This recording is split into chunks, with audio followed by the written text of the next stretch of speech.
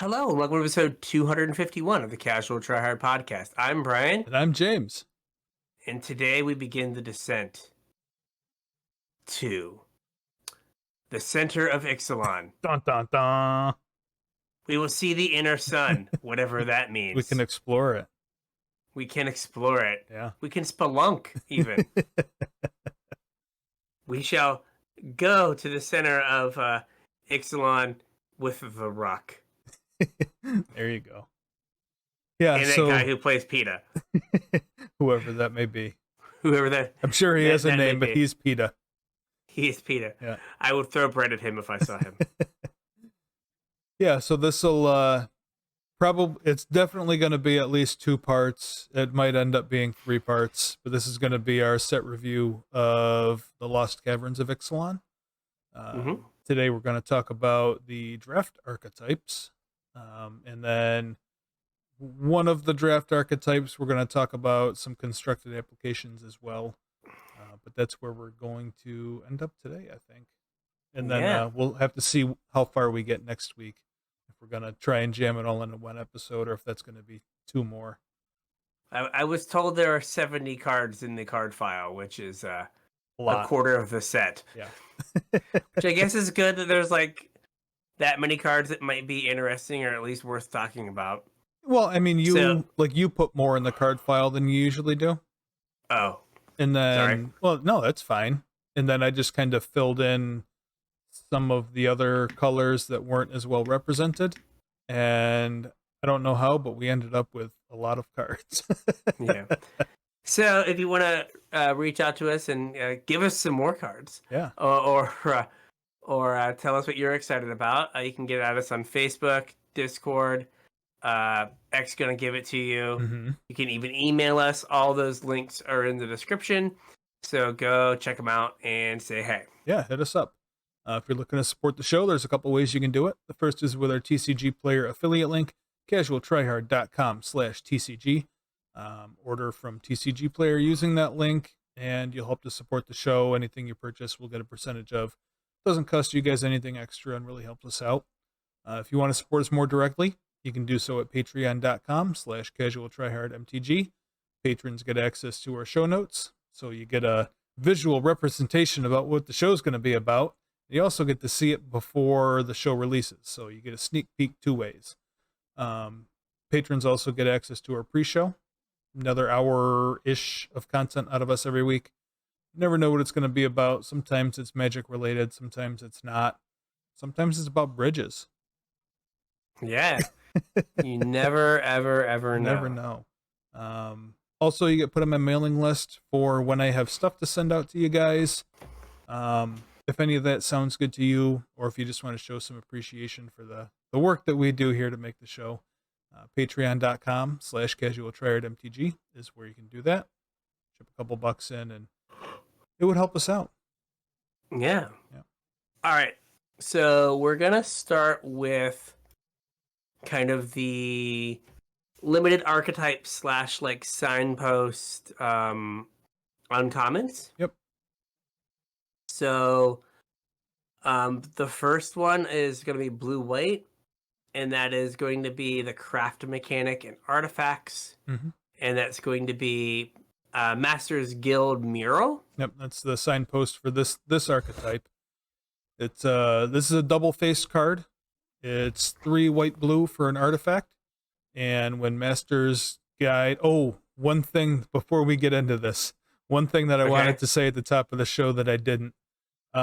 You're going to have to bear with us because some of these card names are incredibly challenging to pronounce. Yes. Okay, I've seen like people have written entire pronunciation guides for how to say the names of cards in this set, and they're multiple pages, and I haven't read them. Jim Davis did his entire set review and had queued up on his soundboard Hermione going, you're saying it wrong. Yeah. You're saying it wrong. And he just like gave up partway through. So thank you for that. Yeah. I'm from West Virginia. Hooked on Phonics was like, I can't help these people. So yeah, there wasn't very much Latin American influence in upstate New York either. No, no, you don't say. We had the All French right. Canadians, but not the Latin Americans. So when we get the French Canadian set, you're like on it. Okay. Sure. Yeah, it'll just be like Journey to the Center of Tim Hortons. Timmy Hose. Yeah, there you go. That's it. That's it. Hey, they're running out of ideas Yeah. for where they can set sets. They'll be like, what about if there's a place full of moose in Tim Hortons? And then like a game on ice with a stick. Yep. We We'll will call it Saskatchewan. Yes. No one's ever heard of such a place. All right. So we have Blue White is artifacts and crafting, and Master's Guide Mural is 3 blue white. And for an artifact, when it enters the battlefield, it makes a 4/4 white and blue golem artifact token. Mm-hmm. And then it has craft with artifact. Mm-hmm. So it's 4 white, blue, and you exile the Master's Guide Mural and another artifact you control or that is in your graveyard. Right. So it can be either place. It can be either place, and then you flip it over. And this is a sorcery speed. Yep. And you get Master's Manufacturer. Manufactory.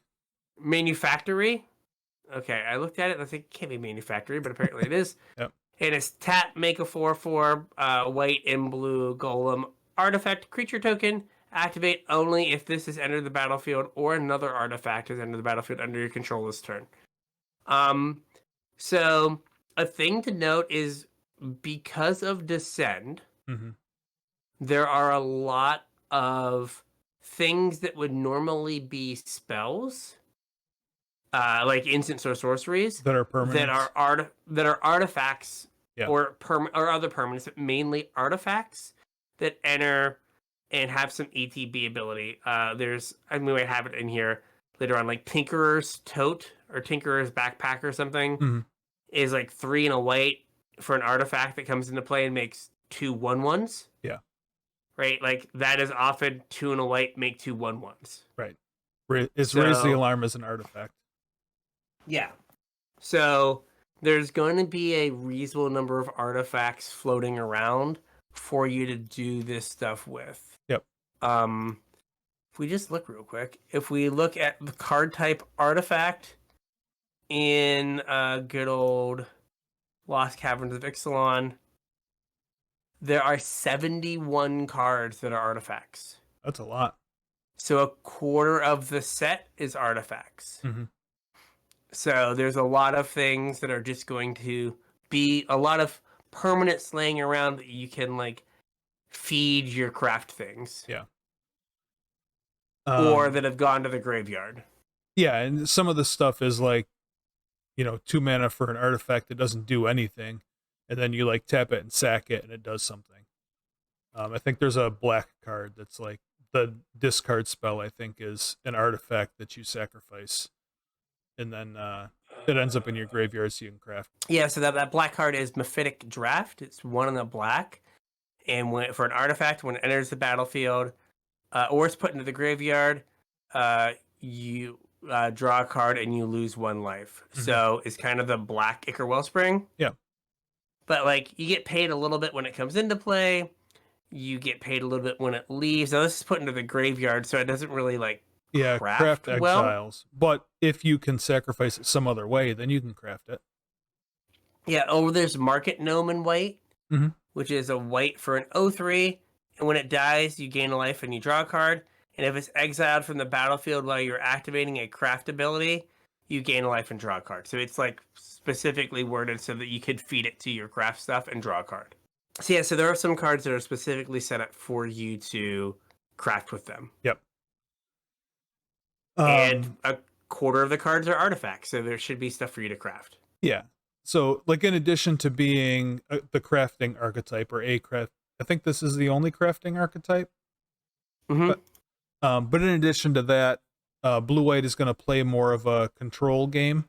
A lot of these craft abilities are pretty mana intensive, so they're not something you're going to activate to like stabilize you in the early to mid game. They're going to be probably something that takes over the end game.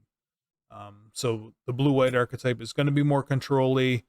I'm assuming it's going to rely on like lifelink to keep you alive, and some sort of removal to get you to the end game where you can start activating your craft stuff.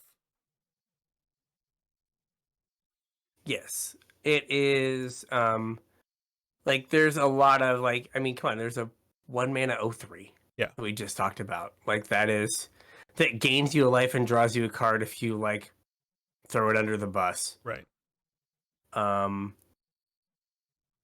Yeah, and like almost all of the craft abilities, even the ones with higher rarity, are pretty Expensive. Yeah. Yep. Now, the example here is craft with artifacts. There's like craft with creatures, craft with permanents, there's one that's craft with island. Yeah.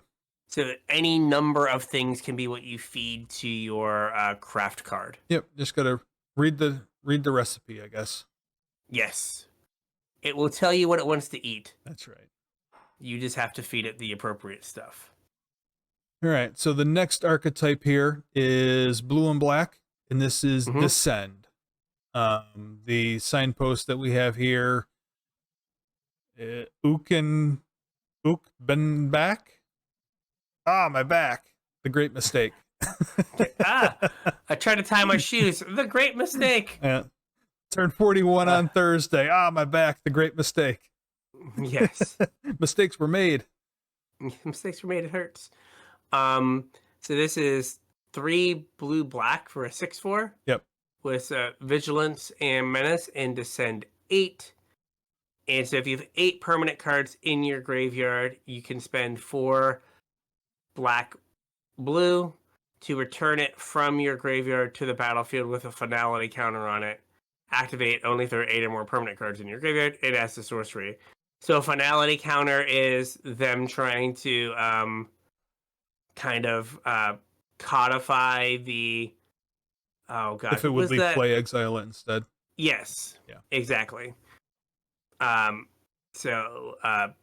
Just another counter. Yep. More things to keep track of. It feels like that's an arena thing. Yeah. So I was watching the Jim Davis set review, and he made a good point. The Descend is like 3 different mechanics that all use the same name. Yeah. Delirium, where you have like Threshold. Yeah, like threshold, something goes into your graveyard. Yeah. Or then I count how many things are in your graveyard, right? So like Descend 4 or 8, Fathomless Descent. Right. And then regular old like Descended. Mm-hmm. There's a Descend card that cares about card types too, I think. Yes, probably. Yeah. Yeah, just a fun time. Yeah. So the self-mill archetypes often don't get there in limited. This is like a fine card, like presumably late game you like turn it on and like you get to like rebuy a 6/4. So like this, so the archetypes where like the cards don't do very much until you've met the condition often aren't great because your cards are bad until you meet the condition. Traditionally, yes. I don't know if this archetype or mechanic exactly fits that bill though. Yeah. Like a 5-mana 6/4 Vigilance Menace is like you'd probably play that by itself. Oh, I was gonna say this card is like fine on rate. Yeah. And then you get a bonus. Right. But like the cards that are like medium-ish on rate or like below rate, but then it like get above rate once you've met the condition, often don't work because like you're playing bad cards until you've met the condition. Yeah. So like this card is I think like a reasonable card that like gets really good when you meet the condition. Yeah. I think this mechanic in particular also has a couple different things going for it. Number one, traditionally these style mechanics eat your graveyard. And Descend doesn't. It just counts. Yeah. So like that helps it be like not as parasitic, where you can run a bunch of them and not really worry about it because you're not like consuming your graveyard to do the thing. And also depending on what kind of game you're playing, like things just go to the graveyard in limited games. You're trading creatures, you know, we're going to talk about the caves a little bit later, but you're doing things with your cards that go to the graveyard. Descent 8 might be a little bit harder to get to than like the Descent 4 cards or the Fathomless cards, but like cards go to the graveyard anyway. Yeah. I was just thinking of like Undergrowth, where that mechanic really didn't work.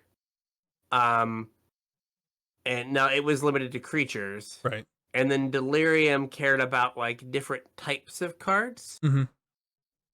That counted instants and sorceries. Yeah. Which this doesn't. But then they decided to just not put that many instants and sorceries in the set. Right. So it might be fine, but like these archetypes, I'm usually like perhaps would be a little hesitant to draft in the first like my first few drafts until you can figure it out. Just till I can figure it out, until like someone beats me with it, or I'm like, okay, that works. Yeah, or that's how it's supposed to work. Yeah, or that's how it's supposed to work. If like you never play against a blue-black Descend deck, you might be like, maybe I shouldn't draft the blue-black Descend cards my next draft kind of deal. But like if you play against like, if you've done 5 drafts and you play against blue-black Descend like 8 times, you might be like, oh, okay, this might be real. Yeah. But I would be hesitant to jump on that train first. Also, kind of like the blue-white deck, this is going to be a control deck where you're trading off early creatures. Number 1, because it keeps you alive, but number 2, it also fuels Descend. If you trade off a 1-drop, a 2-drop, a 3-drop, you're a good chunk of the way towards whatever you're supposed to be descending, and that's without any self-mill. Yeah. And when you're like trying to get recursive things out of the graveyard, it takes a while to get that stuff set up. So definitely going to be more of a control deck. So keep that in mind if you do plan on drafting the Descend deck. Yeah, you have to like you have to be alive long enough to to actually have the thing work. It also seems like I don't think any of them made it into, well, I think one of them made it into the list of cards we're going to talk about, but the removal, the limited rate removal in this set is more expensive than we've had the last few sets. So keep that in mind also while you're drafting. We don't have a plethora of 2, 3, 4 mana removal spells like we have recently. We have a 2 mana spell and then a couple 5 mana spells, I think. Yeah. And the 2 mana spell, like if it's the black one I'm thinking of, does take some work. Yeah. All right, so what's up for blue-green? This is the Explore archetype. It's basically just Explore synergy. The signpost here is Nekanzil Current Conductor. It's a green and a blue for a 2/3 Merfolk Scout legendary. Whenever a creature you control explores a land, you may put the land card from your hand, or you may put a land card, from your hand onto the battlefield tapped. And whenever a creature you control explores a non-land card, this gets a +1/+1 counter on it. So somewhere in between, I don't know, what is that, like Uro and Wildgrowth Walker? Yeah. Yeah, I mean, and it's like just 2 mana. I thought it was more mana than that. Well, seems like a reasonable payoff for exploring. I mean, the fact that like your non-lands give you 2 +1/+1 counters. Yeah. And your lands just ramp you. Right. Because the way it's worded, like if you explore a land, the land's already in your hand. Mm-hmm. And then that land goes from revealed to in your hand, and then this triggers. Yeah, like the revealing and put it in your hand is all part of the same ability. Yeah. So like state-based actions or triggers or whatever wouldn't happen until after that. So this would see the explore and then it would happen. This is a trigger, right? Like, yeah, it's whenever. Yeah, so no, I was just like, the land that you revealed can also be the land that you put into play. Yeah. It's in your hand. Yeah. Okay. But it doesn't have to be Just that making land sure. either. If there was a different land that you wanted to play, like say you explored a basic forest, but you had a cave in your hand that enters a battlefield tapped. You don't want to put the forest into play with the current conductor because it'll enter tapped. You want to put the cave in because it's already going to enter tapped, and then you can make your land drop the forest. Yes, absolutely. Yep. I mean, there's a couple good, like, kind of 2 mana ish explore creatures. I mean, there's a 1 mana explore creature. Yeah. So, like, I think this could be a reasonable archetype. I don't know. It's hard, like, to think about, like, constructed in these kind of things because, like, constructed is so much more powerful. Yeah. And, like, why would you do this when you could just play, like, the best 2-drop, right, like, in a color? Yeah. Or something?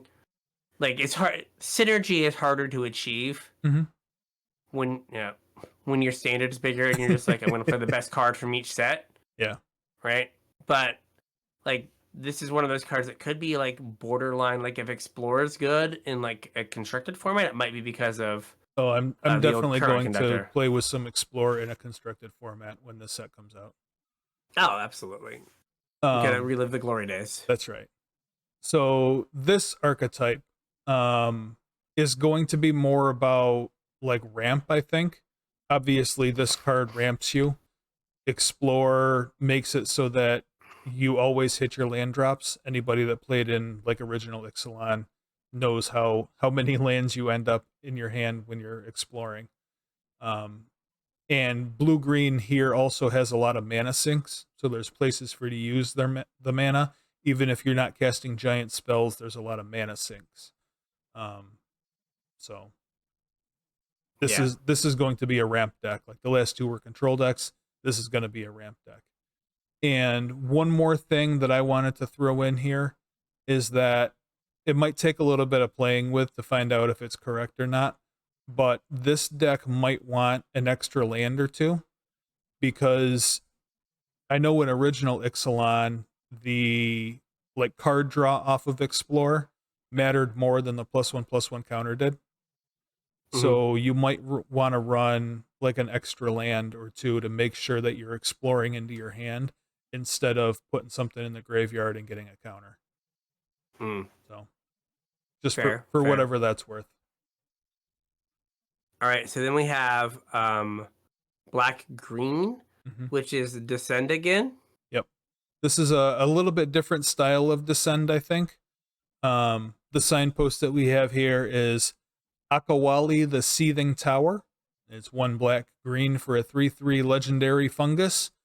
And it has Descend 4 as long as there are 4 more permanent cards in your graveyard. Akawali, the Seething Tower, gets +2/+2 and has Trample.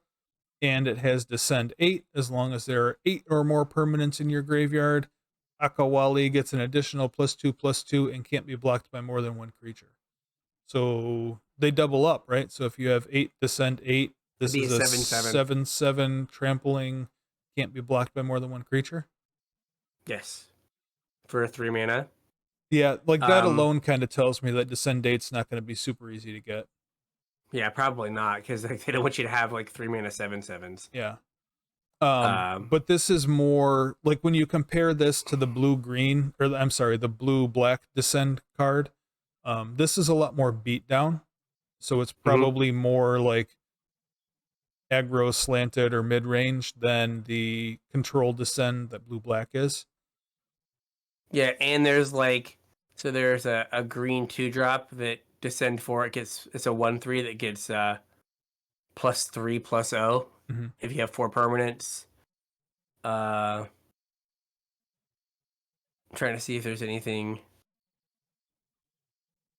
There's a Descend 4, what is it called? Eternal Witness. I'm just trying to see here. Yeah, so I think this archetype is going to be more mid-range, just like Graveyard Matters stuff, than like the late game long setup. what you were talking about earlier, where these mechanics can be kind of tricky. I think this is a little bit different than that path. Yeah. I mean, a 3-mana 3/3 is fine. Mm-hmm. Like, that's kind of rate. Maybe even below rate. I'm looking at you, Thrashing Brontodon. Yeah. So, right, like, this is, like, if you're an aggressive deck, it becomes hard to get 4 permanents in your graveyard. Yeah. Right? So, like, are you happy with this as, like, a 3/3 vanilla? Mm-hmm. Probably not, right? Like, no, but you're probably thrilled for a 3-mana 5/5 trample. yeah, but it's just, like, how often are you gonna, like, get that? Descend 4, I think, isn't that tough to get. Descend 8, I think, is going to be a lot harder, but Fair. It's just one of those things that, like, you've got to be, like, I don't know if I would take this card, again, like, in the first week. Yeah. Like, early, and be like, oh yeah, baby, we're doing the Descend thing. Mm-hmm. Until I knew how easy it was to get to 4. Yeah.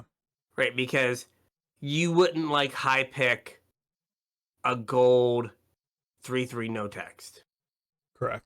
Right? And, like, this is a gold 3/3 no text until you get 4 things in your graveyard. Yeah. If you're able to get 4 permanents in your graveyard on, like, turn 5, then, like, I think this is pretty good. Mm-hmm. But if you don't consistently get there until like turn 8 or 9, Yeah. then it's The not time has passed. good.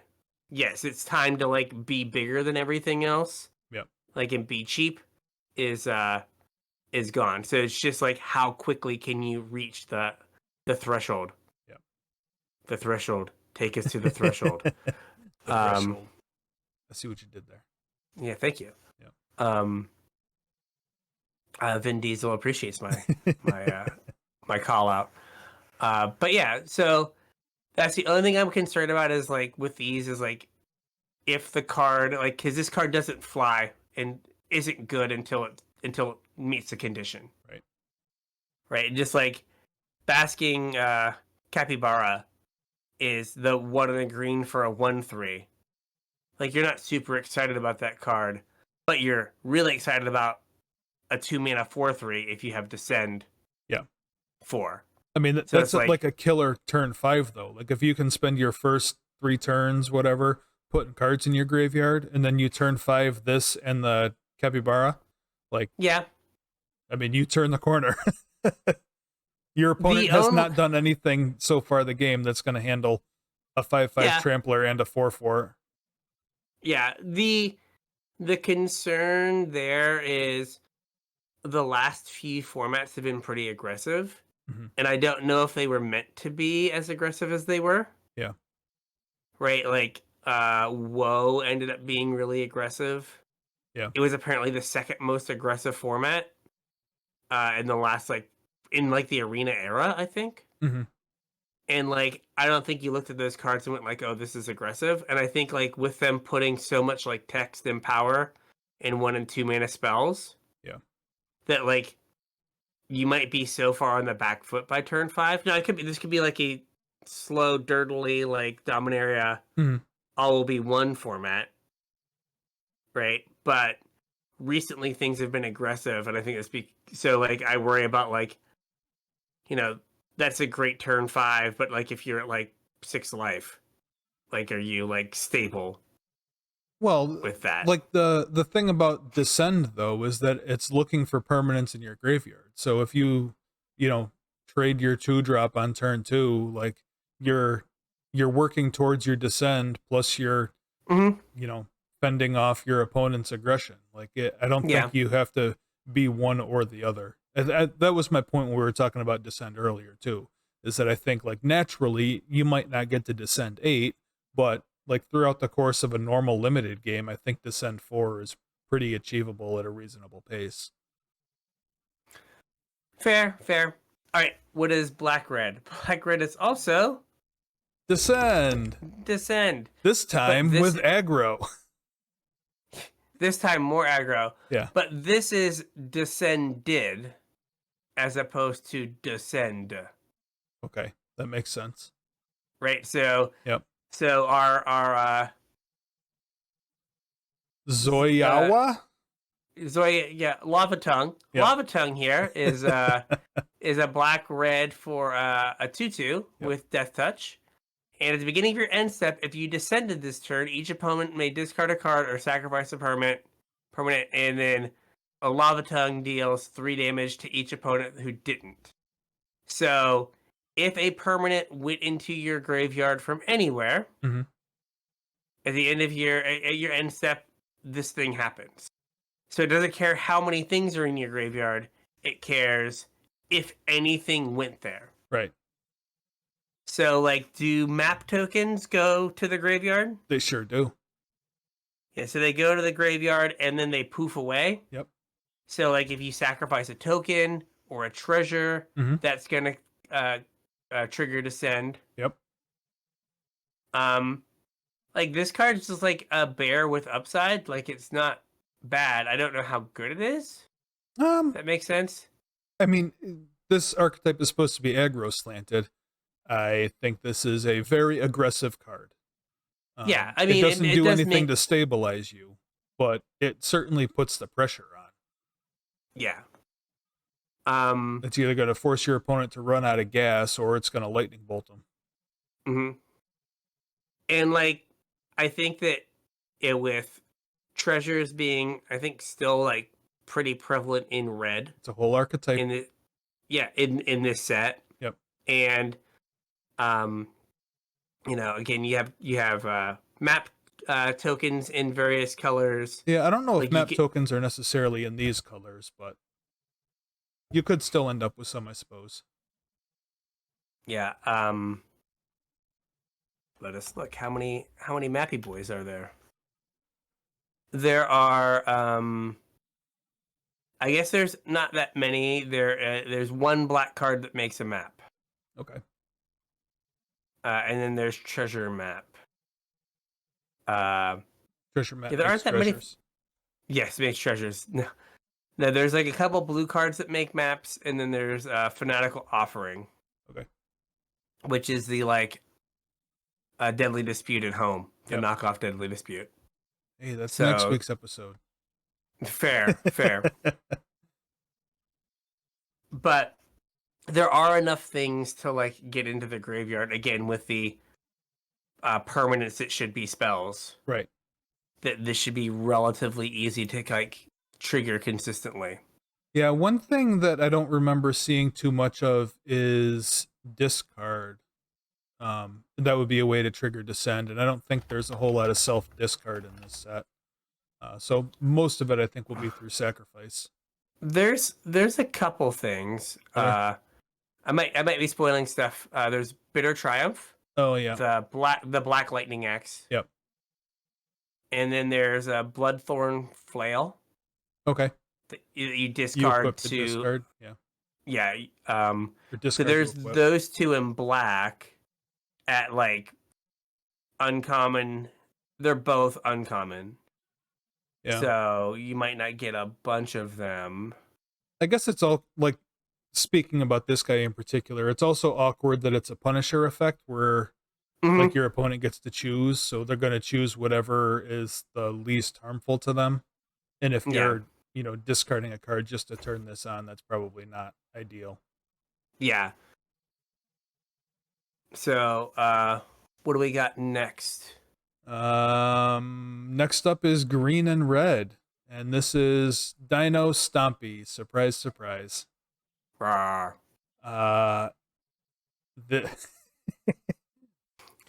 I'm trying to figure out how to pronounce this. Sorry, guys. It's Quinth. It's Quinth? Sure. Yeah, it's Quinth. Firstborn of Gishath. Red and a green for a 2/3 legendary dinosaur with haste. And when it's Quinth enters the battlefield, you may pay 2. When you do, target dinosaur you control deals damage equal to its power to another target creature. So it's a 4-mana 2/3 with haste that it has a built-in bite spell, or it's just a 2-mana 2/3 with haste. I mean, that's good. Yep. This sexy little boy is like, I'm like, maybe dinosaurs should be in my cube. Yeah. To the point where I got some dinosaurs out. There you go. I was like, this guy's all right. This guy's doing some things. If like the dinosaurs all seemed pretty aggressively costed. Like they all seemed pretty good. Yeah, we're gonna talk about a couple of them in the rest of the reviews here. Yeah, but like it seems like there's enough good dinosaurs to kind of like make that work. Yeah, and just dinosaurs at common and uncommon. In red and green, there are 18, 17. That's a good chunk. Something like that. Maybe a few, like maybe like 15, but there's enough that you can like have a pretty solid like dinosaur deck. Yeah. Where you have a lot of dinosaurs in it. And like there's 3 mana 4/3s and stuff, so like you can be very aggressive pretty easily. Yeah, and that kind of leads into what my question about this card was going to be. How close to this, or how close is this to Chupacabra? Because Chups was a 4 mana 2/2 with no keywords that killed a thing. I mean, if you spend turn 3 casting a 3 mana 4/3, that's probably going to kill anything on the board. And then your turn 4, you have it bite something. It's not even a fight spell; it's a bite spell, so your thing's going to live. And this has haste. I mean, this guy's also going to get a lot of like 2 toughness things pretty easily as well. Oh yeah, it itself, yeah, it can snipe anything with 2 toughness. It's worse than Chupacabra because it often requires work. But like, I don't know if you can't have. They're not going to give us Flame Tongue Kavu in red anytime soon. So like, I think this is kind of as close as you're going to get to that.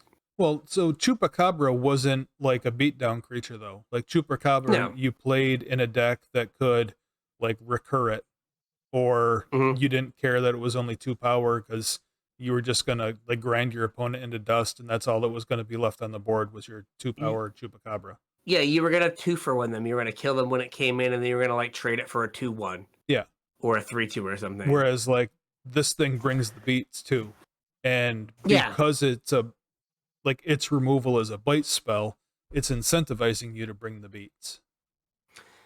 Yeah, well, it also has the flexibility of like you're happy playing this on 2, I think. Oh yeah. Right, if you don't have a if you don't have a 2-drop, you just play this and you're like, if I go 2, 3, 4, that might be good enough that I don't have to worry about anything else because I killed them by going 2, 3, 4. But like the games where you get to play this on 4 and like kill their blocker and attack with your 2, your 3, and your 4. Yeah. Or your 2, your 3, and then this guy, like you're probably gonna win all those games. I agree. So like I think it's a little worse than Chupacabra because like if they play a 6/6. Oh yeah, just right. Like it's not gonna not gonna get there. But like in the early turns, it's probably better. Is our 1 mana green Death Toucher a dinosaur in this set? 1 mana green Death Toucher. I'm assuming we have one. We always get one. I do not. It is not a dinosaur. Okay. But I will look for the Death Toucher. In the set. Let's see here. It might be our little green Death Toucher might be Poison Dart Frog, where you have to pay 2 to give it Death Touch. Yeah. That's awkward. That's the only green thing that has Death Touch. Because this would be awesome with a 1 mana Death Toucher. Oh yeah, bring it in, like kill it. Yeah. But yeah, the Death Toucher is not a dinosaur. It is a frog. The only green Death Toucher is a frog. All right. And then yeah, the other ones have weird creature types as well. Yeah. Okie doke. Okie dokie. So sad. Yep. So our white and green archetype is Go Wide Aggro. And our signpost here is Kutzil Malamet Exemplar. The mouthful. Sure. 1 green white for a 3/3 cat warrior. Your opponents can't cast spells during your turn. And whenever one or more creatures you control, each with power greater than its base power, deals combat damage to a player, draw a card. This archetype is weird because it's supposed to be go wide aggro. Yes. And I guess the second ability plays into the go wide aggro because like you want your creatures to connect. So you want to go wide so that they can connect. And also the go wide strategy usually has like some sort of trumpet blast. And I think there's more trumpet blasts in this set than there typically is. I remember when I was reading through the card file, there was a bunch of them that are like built into creatures. Mm-hmm. And trumpet blast style stuff will also obviously enable you to trigger the second ability here. The part that's weird is like the taxing part. Your opponent can't cast spells during your turn. I agree. That just seems totally random. It seems like they didn't even need that. Yeah. I don't know what that was for. So think about, in addition to like go wide stuff, any green creature that explores and gets a counter then triggers this. True.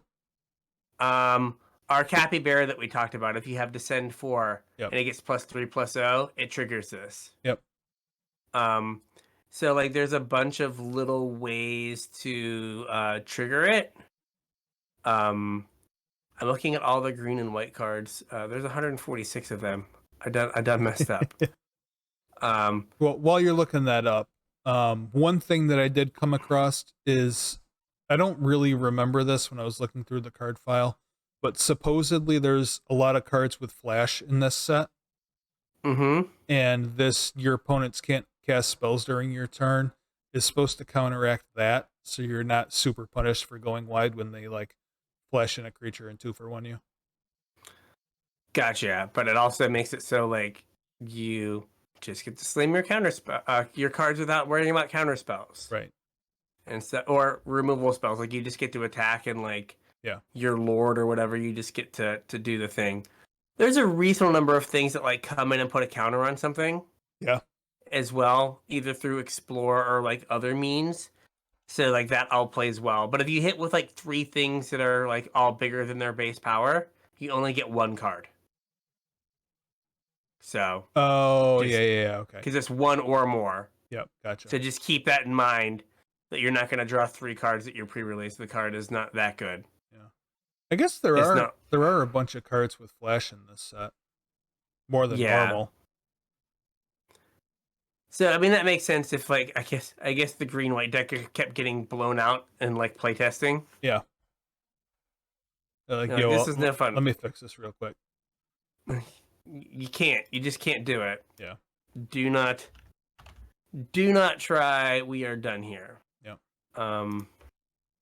It's here. Yeah, 13 cards with flash. That's more than normal. Oh yeah. Yeah. Agreed. So what's our next archetype here? Our next archetype is is black-white sacrifice.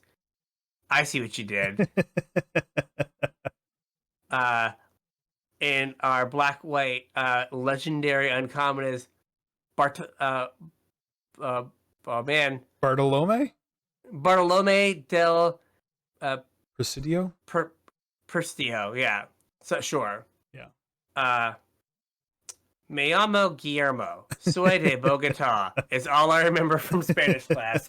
And my name is not Guillermo. And I've never been to Bogota. So, not super useful. Or my other phrase is, no me gusta chicas en pantalones. Which is, no, I don't like women in pants. Sure. But I only know how to say it in the response to a question. Which would mean I would have to understand someone saying, do you like women in pants? No, I do not. So I have no use for that phrase either. I did not learn much from my Spanish class. But anyway, this is a 2/1 Vampire Knight, and more importantly, it has sacrifice another creature or artifact, put a +1/+1 counter on our boy. This guy. Good old Bart. Guy, Yeah, Bart right here gets a counter.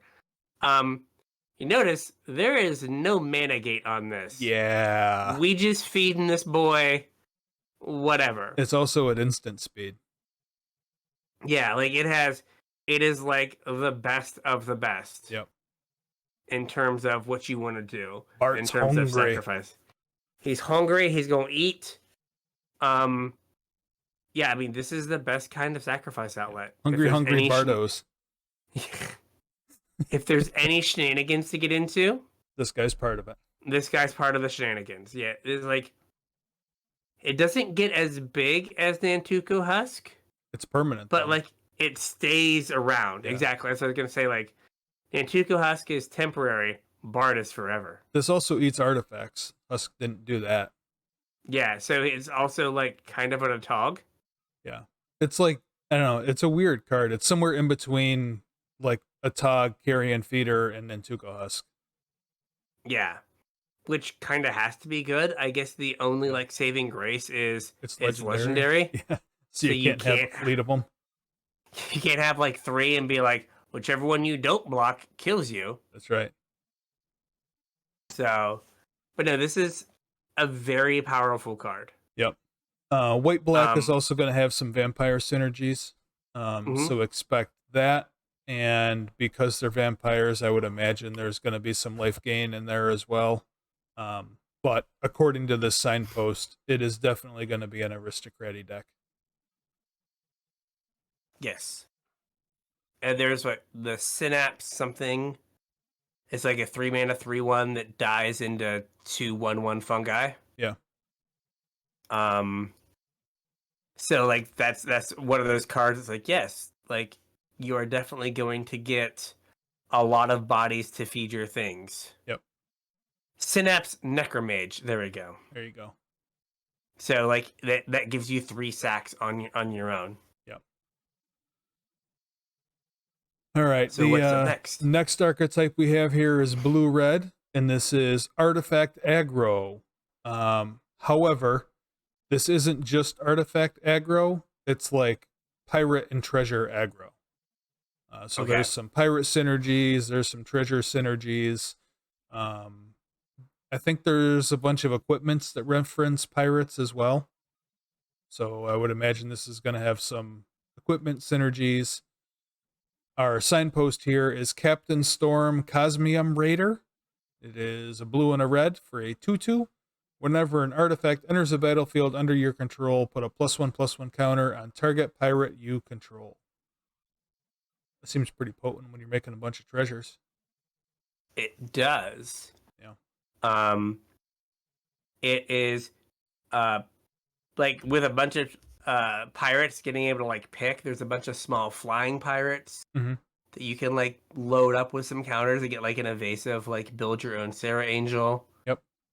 And like it is whenever an artifact, so if you can like make 2 treasures at a time, or 2 map tokens, you get 2 counters for that. Or that thing that makes 2 gnomes. That's 3, right? Yeah, it would make 3 if you're like Jeskai and you're just like, you know, and that's on curve. Like if your mana's good enough that you're like blue, red 2-drop into make 3 artifacts, have a 5/5 attack. Or maybe if you're playing the archetype we're going to talk about at the end. Yes, you might be able to do that, no problemo. Yep. This is another card. I should say that the green-white guy is definitely going in the cube. If you're doing green-white +1/+1 counters, all your things are bigger than they started with. It's true. And like the blue-red artifacts archetype, this is perfect for that. Yep. So, and then what is this all of them now? Have we gone through all of them? We have. No. But I am missing the card for the last one, so. What is the last one? The last one is white-red. Red-white. Yep. This is tap mid-range. This is I'll let you read it, and I'll see if I can grab the card real quick because my file's wrong. Caparati Sunborn. Sure. It is 2 red-white for a 4/4 human soldier. And when it attacks, you may tap 2 untapped artifacts and or creatures you control. And then you discover 3. Okay. So it's like a card advantage engine on like a reasonably sized body. Yep.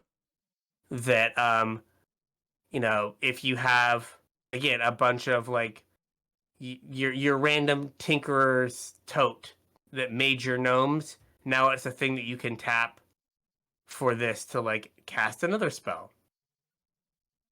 And I don't think it would take too many turns of this to kind of like snowball the game out of control. Yeah. This archetype is 1 second here. There we go. Hey, we did it. Another one that's a little weird. This is the discover mechanic. That's the only mechanic that we haven't talked about so far. We talked about craft. Mm-hmm. We had 3 decks with descend, but no discover decks. But it has a tapping sub theme. Yeah, so there's a couple things that there's a vehicle that if you tap 2 creatures or 2 artifacts, you can crew it. Mm-hmm. So there's a few things that you it's kind of weird. Like the things seem at odds with each other. Like you want to have a bunch of stuff that you can tap so you can discover so you can get like advantage. So you want to be a go wide deck, but then like go wide decks want to crack in and not tap their things to discover. Yes, I agree. It is kind of like at odds. Yeah. Like there's like one thing that's like tap 2 untapped artifacts and put a +1/+1 counter on it. It's like, well, I kind of probably want to go wide around you as opposed to make a tall threat. Right. And then there's like the Guardian of the Great Door, which is like tap 4 things to get a 2-mana 4/4 flyer. Yeah. Right, like I probably just better off like attacking you with those things I was tapping. Yeah. But if you get a bunch of artifacts that did a thing, but then don't do a thing after they enter the battlefield. Yeah, but then then you're more of a control deck though. That like and you're discover, not aggro. Yeah. And I think discover's probably, well, I guess discover only cast permanents? No, it's spell. It is spells, yes. And like that doesn't always play well with control decks because you don't want to be casting your removal spells willy-nilly or your counter spells or whatever. Well, you know you can put them in your hand. So yeah, discover is but then it's just draw a card. That's, I mean, it's something. Also but not it's great. Not, yeah. I don't know. It just feels weird. This archetype feels weird. It does. It does. Another one that agree. I might have to see before I believe it. Yes. Right. It might just be red white go wide, which like has been the archetype for red white for like ever. Yeah. And then they just like threw this guy in. This guy also made the cube just because I was like, discovering seems cool. Yes. Like I kind of want to do that. So let's make that happen. All right. So now we're moving on to our secret archetype. The secret 11th archetype. Yeah. Which is caves. Caves. So there's 1 card in every color minimum that cares about caves in some way, shape, or form. And from what I heard, the basic land slot will be a basic land like 30% of the time and a cave 70% of the time. Okay. So there's going to be a lot of caves that are available. There's also a bunch of like non-basic caves. I think there's 3 or 4 that are at higher than common rarity. Yes. Or yes. like not basic land rarity, I should say. Yes. So the cave payoffs are interesting. Like, I don't know if they're strong enough. Yeah. Like, it feels like, I would say in the pre-show, kind of like the first iteration of Gates payoffs. Mm-hmm. Where, like, they were pretty safe. And then we went to, like, guilds. and they were like, "Here's Gates Ablaze. Open here's the Guild floodgates. Summit. Yeah, here's the Colossus. Here's Gatebreaker Ram. Yeah. Right, these really powerful payoffs for gates, and so like I don't know if they were worried that caves would be too good, so they like played it safe. Maybe. But the first cave payoff is Bat Colony. It's 2 and a white, and when it enters, it's an enchantment. When it enters the battlefield, create a 1/1 bat. For each mana from a cave spent to cast this. And then whenever a cave enters the battlefield under your control, put a +1/+1 counter on target creature you control. Seems so this pretty good. is Spectral Procession in like a heavy cave deck. Yep. That then also grows your creatures each turn. Yeah, I mean any creature. It doesn't have to be the bats, but yeah. Yeah. I mean, could be good. Could be. What's up next? The next one we have is Sinuous Benthesaur, I think. It's a 5 and a blue for a 4/4 dinosaur. And when it enters the battlefield, you look at the top X cards of your library, where X is the number of caves you control, plus the number of cave cards in your graveyard. Put 2 of those cards in your hand and the rest on the bottom of your library in any order. That seems alright. I mean, a 6 mana 3 for 1. Yeah. It's Wait, also like 4/4.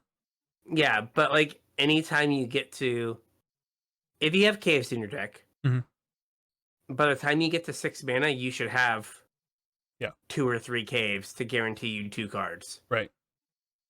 And like 6 mana, get a 4/4 draw 2 is pretty good.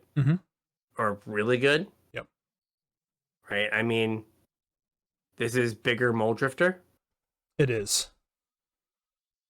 So like it's also notable that it's only 1 blue mana. So it's splashable. Yep. So like I think this card is pretty solid. So what's up next? The next one is Gargantuan Leech. 7 and a black for a 5/5, and it costs 1 less to cast for each cave you control and each cave card in your graveyard, and it has lifelink. So kind of like the last card. It's if you can get this down to 5 mana 5/5 lifelink, that's probably like the minimum, and that's with 3 caves hanging around somewhere. Yeah. I mean, if you go like cave, and like play this on turn 4. Yeah. Right? Like you are doing it.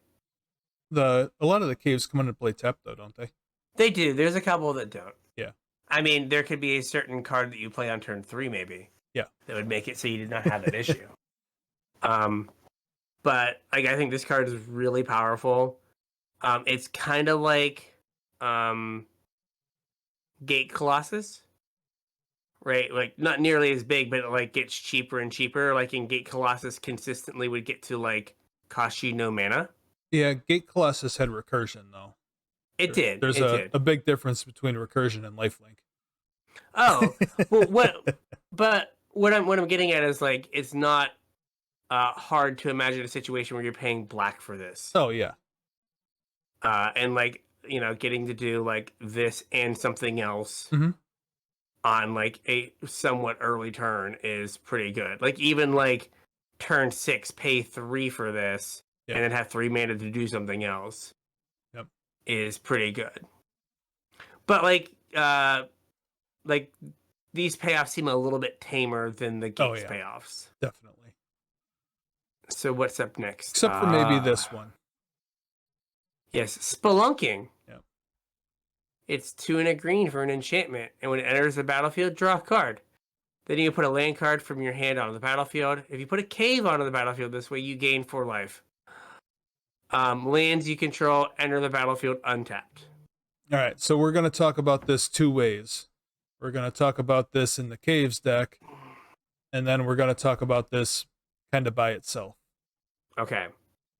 I mean, in the caves deck, like it blocks a 4/4, or it blocks a 4-power creature. Yep. It gets you up on lands. Yep. And it gets rid of the main drawback of caves. Like now all your caves are just better better basics. Yep. That's basically it as far as caves are concerned. But are there any implications for this card outside of caves? Yes and no. It is good with the bounce lands. Yeah. But it does it is kind of a nombo with Amulet of Vigor.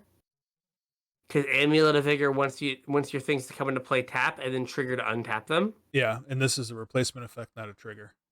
Yes. So it's not like if you played this and then an Amulet that you would get 2 untaps, your thing would just come into play untapped. Right, but I mean there's formats that exist that don't have Amulet of Vigor. I mean notably they also don't have bounce lands, but I mean this with a Lotus Field. Yeah. Your Lotus Field comes into play untapped. Yep. That's pretty good. Yeah, I mean that turns your Lotus, because the sacrifice is a trigger, right? Or it's not a trigger. Mm-hmm. So you could tag it for mana and then it goes away. And another land, but yeah. But it allows you to get 5 mana the turn you play a Lotus Field. The 2 lands you sacrifice are tapped and then the Lotus Field. Yeah. So you can get 5 mana. So it's kind of like a Lake of the Dead. Yeah. Turns your Lotus Field into a bad Lake of the Dead. Yeah. There are any other lands that can use this? I mean, gates. That's true. Right? You put this in, all your gates come into play untapped. Your what is it called? Oh gosh. Maze's End. Oh yeah, you don't have to wait a turn for your Maze's End. Right, your Maze's End, you can just come in and activate it. Yep. Get them. Yep. And I mean, that deck was a growth spiral deck. Mm-hmm. I think 1 extra mana for Explore with upside. Yeah. Is still probably something you would play in that deck. Mm-hmm. I don't know, that deck's actually pretty good in Historic because of Primeval Titan. Yeah.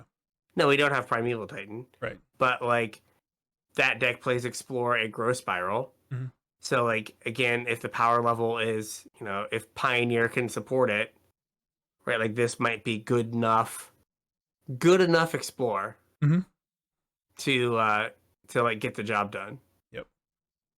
And I was gonna say, the Gates deck was already almost good enough. Mm-hmm. In Pioneer. I would play it at Explorer from time to time, just as a goof. And there were definitely some decks that could never beat a Dragon's Maze. I mean, I've run into Maze's End. Yeah, I've run into Gates decks recently on Arena, so. Yeah, they're not every so often they show up and they're attacking on this weird angle. Yeah. That is difficult for people to interact with. Yeah.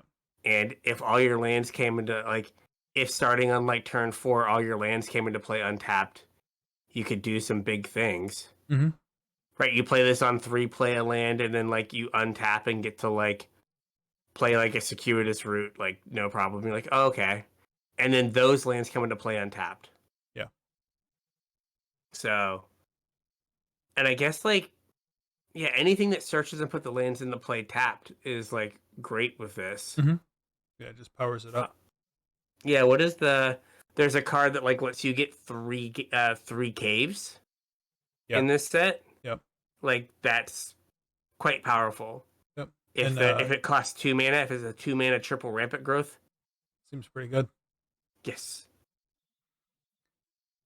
Did you have any other thoughts for where this would be good? No, it seemed like when you were talking you had a lot to say about caves, so I figured you wanted to chat about that card in particular. Yes. I hadn't really thought of the implications of it anywhere, other than it, like I said, just being another amulet in formats that may not have an amulet. Yeah. Was interesting. And I mean that could be important as well. Yep. All right. And then we've got the Calamitous Cave-In. Mm-hmm.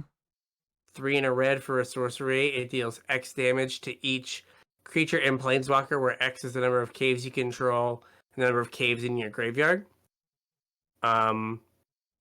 It's like Gates Ablaze. Mm-hmm. It's 1 more mana, and it hits Which is a big deal. planeswalkers. But it also counts the gates in your, I'm sorry, not the gates, the caves in your graveyard, which Gates Ablaze does not do. So whether you discard them or sacrifice them or whatever, this will count them no matter where they are. There is the Bad Evolving Wilds. That's like taps for a colorless. Yeah. And you can pay 1 tap and go get a basic. Like getting that into your graveyard, like fixes your mana and also counts for your caves. Yep. So it's hard because like there are plenty of times that like Gates Ablaze being on 3 was the difference between like winning and losing a game. Yeah. Especially so I don't in modernish Magic. Yeah, so I don't know like this on 4 if that's going to be fast enough. Yeah, I mean you're right, it might not be fast enough, but also it will kill more because I guess like Gates Ablaze you wouldn't have played on 3 anyway. You can if you had the the rare land that would come into play and come into play untapped and tapped for the colors of your gates. Oh yeah. So you could like that would only get you two though. Yeah. Or like if you somehow like Simic Guildgate and then the land that taps for any color your gates can tap for, Growth Spiral, land, and then land on your turn. Yeah. Your turn 3, you could get it for 3.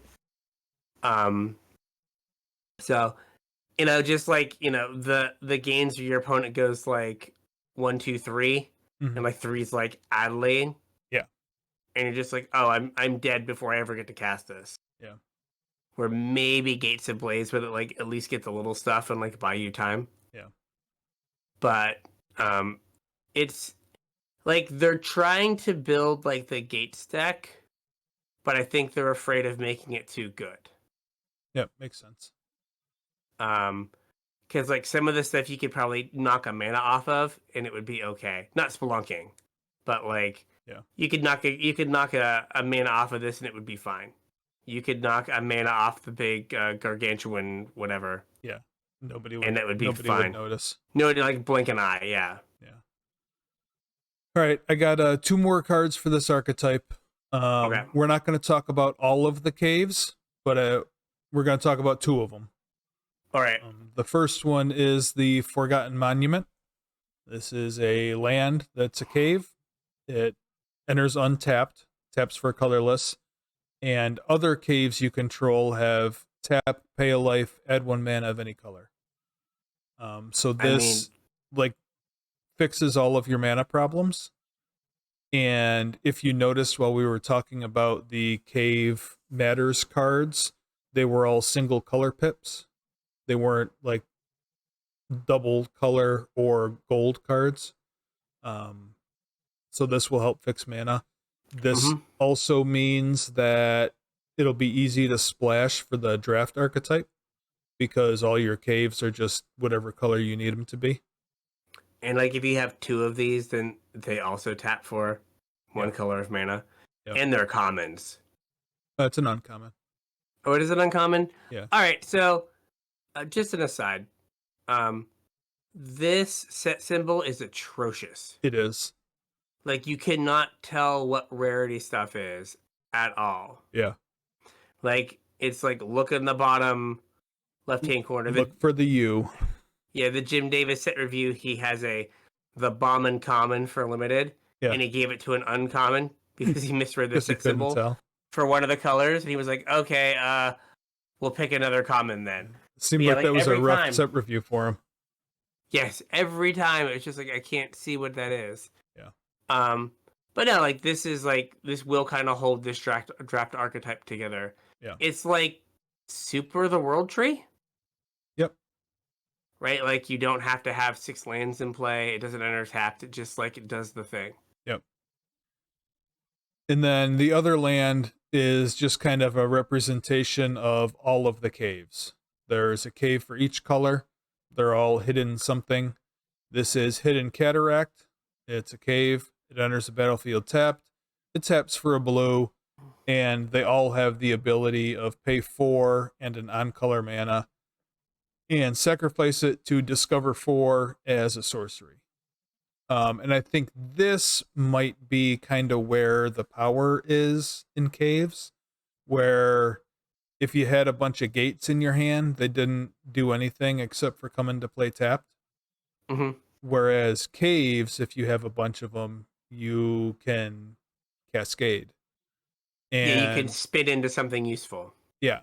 And the bat payoff, I guess you don't really want to hit that one because you won't get any bats out of it, but you can discover into it. Mm-hmm. The Gates Ablaze you can discover into. Spelunking you can discover into. It's just the 2 creatures that you can't. Yeah, and like also like if you hit the bat thing, you don't have to cast it. That's true. You just put it in your hand and cast it the next turn. Yep. So these all have like 5 mana, tap, draw a card. Mm-hmm. Decide if you want to cast that card for free. For free. Yep. So yeah, like this could be where like you it's harder for you to flood out. Yep. So maybe because we haven't played with them, it's hard to know. But maybe the fact that these all draw a card and give you mana, mm-hmm. make it so you that like you don't need the payoffs to be as good because you never get to the point where you're like, oh, I can't do anything. Right. Because you always just have like, you know, whatever the average mana value of spell is in your deck. Yeah. Like in your land slot. And like with the gates, you like those were always land heavy decks because you always need like you had to make every single land drop, and you had a bunch of cards that like went and got a land or went and got 2 lands or put extra lands into play. So you always wanted to make sure they were live. But the flip side of that is you ended up like needing to top deck gas, and you top deck a gate instead and can't do anything with it. Whereas here you turn your cave into something useful. Yeah. Or something at all, I guess. Yeah, your land becomes literally anything. Like yeah. On some level, it like they have like a form of cycling on them. Mm-hmm. Yep. But like you can play it on turn 1 and then cycle it in air quotes on turn 10. Right. All right. What do we got next? Is that all the gates? Not gates, gosh. Is that all the caves? Well, I mean, there's 4 more of these cataracts, and there's a couple other caves cards, but yeah, that was all I had in the file. Okay, that is perfectly fine. Unless there was is there one that you specifically wanted to talk about that I missed? No. I was making sure we didn't miss one you want to talk about. So like this could be a situation where like you like gobble up some gates. Gosh. You gobble up some caves early on, and then the payoffs just kind of come to you. Yeah. In the draft because, like, a 6 mana 4/4 no text, no good. Right. Right. But a 6 mana 4/4 that draws you 2 cards, real good. Mm-hmm. Right. So like, if you're the person that has like 6 caves at the end of pack 1. Pack 2, you're going to get all of the cave payoffs that get opened, more than likely. Yeah, like, as far as limited goes, I'm sure that the cave deck is going to have some number of the cave payoffs in it. But I think more important than that, the cave deck needs to be your 5-color good stuff deck. Mm-hmm. So I think you take some of the cave stuff early if you see it, especially that forgotten whatever its name is there, Forgotten Monument. I think Mhm. that one's really important. And then you can just kind of take, whatever the best card in the pack is at any point in the rest of your draft. And then have Mhm. the cave synergy stuff to fall back on. Yeah, that makes sense. Yeah. Where just play all the good stuff, and then like you get all of the cave payoffs that no one else wanted. Right. So you just kind of have like more good stuff that you can take. Yeah. This might be a fun archetype to force like really early in the format too. Mm-hmm. Before anyone like realizes that like caves are good. Yeah. Yeah. Yep. And I think it like might have legs in constructed. Yeah. It's like a fringy fun Um, deck kind of, or yeah, like I don't think it's like um I think long gone are the days of like a single like set archetype yeah. being like standard like playable. Especially not in 3-year-long standards. Yeah. Um right, like if this was a 5 set standard, maybe. Mm-hmm. But a 9 set standard, not like a truly competitive deck. Right. But just because there's just too much other stuff to do. Yeah. So like I think if they would have been designing this set knowing that they were going to have a 9 set standard, maybe these were a little bit more powerful. Maybe. Like the caves and the payoffs, because they were like, oh well, no one's going to play this if they can play Wedding Announcement. Yeah, that's true. I mean, and you really don't have to balance it for limited because it's like super synergistic.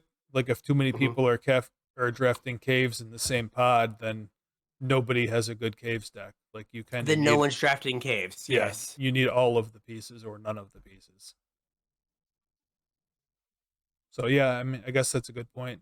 Maybe they would have pushed it a little bit more. Yeah, because like I don't know, like you just look at the gate payoffs. You look at the gate payoffs from 5 years ago, Mm-hmm. and then you look at the cave payoffs, and the cave payoffs aren't as good as the gate payoffs. Right. Right. Then you look at all the cards they designed around the gate payoffs. Yeah. And then you look at all the cards they've been designing around the cave payoffs, and you're like, oh man, these cave payoffs are really a lot worse compared to like the delta between all the other cards in the cave payoffs Yeah. is bigger, I think, than like, the gate payoffs versus all the other cards that were like in that standard. Yeah. Find finality. Fine for yeah, 6 mana, neg 4. Yeah. A simpler time. Yep. Izoni. Make some bugs. Poor Zoni. Yeah. Never quite got to make all the bugs we wanted. It saw play for a minute. Just a minute. It did. Though. It did, just a minute. Yeah. And people were like, I could just play Jade Light Ranger and Wildgrowth Walker. Yeah. And that stupid demon that I still contend is not standard playable, but was because there wasn't a better option. Yeah. Doom Whisperer? Yes, Doom Whisperer. Yeah. Are you a 5-drop? Yes. Yes. Congratulations, you're in. Are you a 5-drop that is a mythic? Great. Yep. You are good enough. Yep. So, yeah, it would be, I think the gate stuff will be fun, but I don't know if it'll be, like, it might be fun to goof off with on the ladder, but, like, or, like, an F&M. Yeah. But, like, you can't get grumpy if, like, you get ruffle stomped. Yeah, if you get ruffle stomped, you have to be like, I did some cave stuff. Yeah. And it kind of sucks because it's kind of like gates, where, like, they don't come back. Right. Like, we're, like, caves are as good as caves are going to be for, like, 6 years. Yeah, until we get to, like, Underground World. Yeah, exactly. Another Underground World. True, yeah. Yeah. Because this world apparently is a land of water and piracy, but also a huge underground world with an indoor sun. Hollow Earth. And it's like, okay, yeah, Hollow Earth. Yeah. We're just a megastructure. This is all just Moonfall. Right. So I think that like we probably do have 11 draft archetypes with caves, and then it's just trying to figure out like if the fiddly draft archetypes are worth the fiddling. Yeah. Right? Like, hey, is this like, are these good enough payoffs to like worry about cards in my graveyard and stuff like that? What's going to be the first? Well, I mean, I know it's kind of dependent on what you open, but what are you looking forward to drafting the most? Like your first push deck, your forced deck. It might be caves. Yeah. Like that's kind of the most interesting thing to do. Yeah, I'm interested in caves as well. I'm also interested in the black-red deck, obviously. Obviously. Can't imagine why. Yeah, I don't know why. The red-white deck intrigues me as well. Just to see how it works? Yeah. Just, like, it's just so weird that I don't quite understand it, and that kind of makes me want to figure it out. Yeah. Also, I just looked for legendary, just because like for the uncommons. Yeah. There are 44 legendary cards in this set. New commanders. You gotta have new commanders. A bunch of them are uncommon, so Brad should. Every I think the last couple sets, the signpost uncommons have been legends. Yeah. I'm gonna have to like put Caracas in my cube just to like make a point. Well, they weren't. I think Caracas is. Every one of these was a legend. No, the blue-white one wasn't. Okay, everyone that was a creature. Okay. Was a legend. Yeah. I know. Technically, correct is the best kind of correct. Yes, I know. But yeah, everyone that was a creature was a legend. Right. And like, I think the same was true for Woe. Yeah, I think so. Like, they just like love themselves some uncommon commanders. Yep. But it hate to be a signpost, might as well have it be a commander too. Yeah. Somewhere like Brad just secretly has like one of Mark Rosewater's children held hostage. I need more popper command. I need more uncommon legends. Go. He's got the Vel for the Red Bull drip, the Red Bull IV. It's controlled through Brad's phone. Hey man, how's it going? Oh, he cut me off again. Quick. Someone print more uncommon legends. Yeah, but I'm looking at Whoa, they were all legendary creatures. Yeah. Even things that didn't feel like they would be legendary. They're all legendary creatures. So I think they've just decided that the signpost uncommons are just legends now. That's the thing to do now. That is the new hotness. Yep. So with all that draft stuff, I think we got a show. We got a show. So if you want to reach out to us with thoughts, suggestions, perhaps a card that you would like to hear us talk about that somehow didn't make the 70, you can reach out to us, Facebook, Discord, Twitter, email, all that stuff is in the description. Go check out the links there. Yeah, hit us up. If you're looking to support the show, there's a couple ways you can do it. The first is with our TCG player affiliate link, CasualTryHard.com/TCG. Surf on over there, do all your shopping, and support the show at the same time. Thanks in advance. Yes. If you want to support us more directly, Patreon.com/CasualTryHardMTG is how you can do that. You get access to our show notes, you get access to our pre-show, and you get put on my mailing list. In return, you get the good feeling of letting you know you're supporting the show, and we appreciate that. Mm-hmm. The good feels. That's right, the good feels. All right, so we got anything else? No, I think that's it. We'll see you next week in the same cave. Yeah, we'll catch you on the internets. Yep. We're not going to catch them on the internets? Oh, yeah, we'll catch you on the internets. I was in a cave. You're in a cave. You're hiding. There's no internet in the cave. Bad for reception. No signal. I get 0G here. Yep.